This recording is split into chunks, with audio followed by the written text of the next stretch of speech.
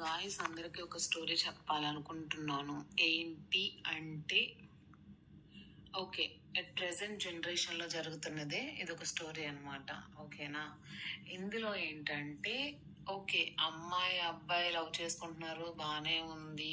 అమ్మాయి తరఫున వాళ్ళు ఓకే ఉన్నారు, అబ్బాయి తరఫున వాళ్ళు ఓకే ఉన్నట్లే ఉండి అన్ని ప్రామిసెస్ చేసి ఓకే, మీ అమ్మాయిని మా అబ్బాయికి ఇంకా జాబ్ లేదు కాబట్టి ఒక 2 years ఆగి జాబ్ తెచ్చుకొని జాబ్ వచ్చాక వాళ్ళకి మ్యారేజ్ చేసి అలా చేస్తామని ప్రామిస్ చేసి ఇప్పుడు జాబ్ వచ్చాక అమ్మాయి నెంబర్ డిలీట్ చేసేయి, అమ్మాయిది మనకి ఎందుకు ఆ నెంబర్, మొత్తం నెంబర్ ఏదో ఆ నెంబర్ ఉంచాలి కాబట్టి ఉంచుతున్నాం, ఓకేనా, లేకపోతే తీసేయటం. ఆ నెంబర్ కూడా అన్ని కాంటాక్ట్స్ అన్ని సపరేట్ గా పెట్టేసుకో. కంపెనీలో కూడా కొత్త నెంబర్ నువ్వు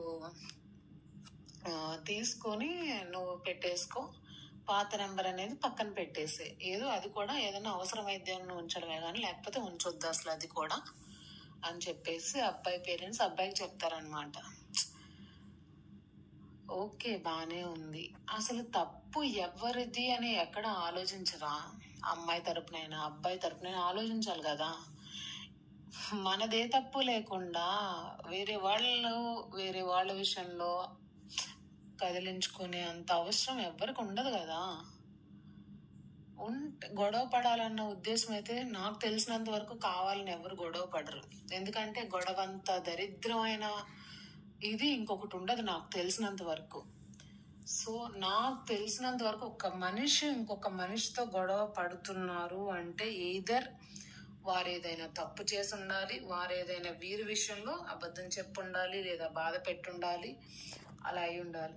ఎంత టైం కూడా మీరు ఒక అమ్మాయి తరపు నుంచి అయితే అమ్మాయి పేరెంట్స్ లా ఆలోచించి, అబ్బాయి తరపు నుంచి అయితే అబ్బాయి పేరెంట్స్ లా అలా ఆలోచించడం బదులు ఫస్ట్ తప్పు ఎవరిది, ఎవరు చెప్పేది నిజం అనేది ఫస్ట్ ఆలోచించండి. ఫస్ట్ ఇష్టం వచ్చినట్టు నోటుకొచ్చినట్టు మాట్లాడేసి అబ్బాయి తరపున వాళ్ళు అయితే అమ్మాయి తప్పని, అమ్మాయి తరపున అయితే అబ్బాయి తప్పని ఎన్ని మాటలు మాట్లాడే బదులు ఫస్ట్ నిజమేంటనేది తెలుసుకోండి.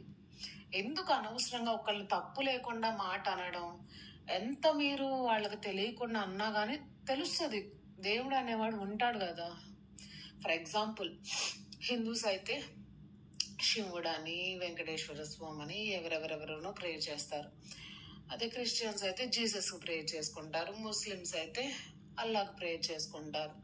సో మీరు ఎన్ని ప్రేయర్స్ చేస్తే ఏం ప్రయోజనం చెప్పండి? మీరు అనేవాళ్ళు కరెక్ట్ గా లేకుండా తప్పు ఎవరిది అనేది పాయింట్ కాకుండా మన వాళ్ళు మనమే సపోర్ట్ చేసుకోవాలి అనేది ఎంతవరకు న్యాయం చెప్పండి మీరే? కాదు కదా. తప్పు ఎవరిది అనేది ఫస్ట్ తెలుసుకోండి. ఏందిరా బోర్డు ఇది చెప్పేది ఏంటి అని మాత్రం ఎవరు అనుకోకండి. ఎందుకంటే ఇది నిజం. ఎప్పుడైనా సరే అది నీ ప్లేస్ లో నువ్వే ఉన్నా కానీ నీ తప్పు అనేది నువ్వే ఒప్పుకోవాలి. మన పేరెంట్స్ ఫీల్ అవుతారనో, పక్కన వాళ్ళు ఫీల్ అవుతారో, వాళ్ళు ఏమనుకుంటారా అని చెప్పేసి మనల్ని మనం సమర్థించుకుని ఎదుటి వాళ్ళని అనేది ఎప్పుడు కూడా తప్పు పట్టకూడదు, ఓకేనా. ఒకవేళ నిజంగా వాళ్ళు తప్పు చేసి ఉంటే నిజంగా తప్పనే చెప్పాలి. చెయ్యకుండా నోటికి వచ్చినట్టు కూడా ఎప్పుడూ మాట్లాడొద్దు ఎవరిని కూడా. ఎవరైనా సరే మనుషులు ఎవరికైనా ఫీలింగ్స్ ఉంటాయి, ఎవరికైనా సరే బాధ అనేది ఉంటది. ఇప్పుడు మీరు నోటికి వచ్చినట్టు ఇష్టం వచ్చినట్టు మాట్లాడేస్తే అది ఎవరు రిసీవ్ చేసుకోలేరు. బైబుల్లో అయినా, దేంట్లో ఖురాన్ లో అయినా, లేదంటే మా తెలుగు సాంప్రదాయ ఏ గ్రంథాల్లో అయినా చెప్పేది ఒకటే, తప్పు ఎవరిదైతే వాళ్ళనే శిక్షించండి, లేదంటే ఛాన్స్ ఇవ్వండి. ఇంకా మారలేదా మీకు అంత ఒప్పుకుంటే జీవితాంతం ఛాన్స్ ఇవ్వండి. అంతేగాని తప్పు లేని వాళ్ళని మాత్రం అనవసరంగా నిందించొద్దు. అది చాలా మిస్టేక్. అసలు మీరు ఎన్ని ప్రేయర్స్ చేయండి, ఎన్నైనా చేయండి, ఏదో ఒక రోజు అనేది మీరు ఆ లాస్ అనేది మీకు ఖచ్చితంగా వస్తుంది. ఒకళ్ళని ఉచితంగా ఎప్పుడు కూడా బాధ పెట్టొద్దు. అది ఎప్పటికైనా సరే మీకే ప్రాబ్లం అవుతుంది. గుర్తు పెట్టుకోండి. అది చిన్నోళ్ళైనా పెద్దోళ్ళు ఏంట్రా ఇది ఇట్లా మాట్లాడుతుంది అని మాత్రం అనుకోవద్దు. ఒకళ్ళకి అన్నాక వాళ్ళ వెనకాల పడాల్సినంత అవసరం ఎవ్వరికీ లేదు. ఎందుకంటే ఎవరి వాళ్ళకే ఉన్నారు, ఎవరి పనులు వాళ్ళకే ఉన్నాయి, ఎవరి కెరియర్స్ వాళ్ళకే ఉన్నాయి, ఎవరి ఉద్యోగాలు వాళ్ళకే ఉన్నాయి, సరేనా. అది ఫ్యామిలీ అయినా, రిలేషన్ అయినా, చుట్టాలైనా, పట్టాలైనా, ఎవరైనా సరే మీ విషయంలో తప్పుగా మాట్లాడుతున్నారు, మీ తప్పు లేకుండా అంటే వాళ్ళ తాట తీసేయండి అంతే. తప్పు లేకుండా మాత్రం ఒక్క మాట కూడా అనొద్దు. చెప్తున్నా, గుర్తుపెట్టుకుని మళ్ళీ చెప్తున్నా, అస్సలు తప్పు లేకుండా మరి ఎవరిని ఒక్క మాట అనొద్దు. ఓకేనా?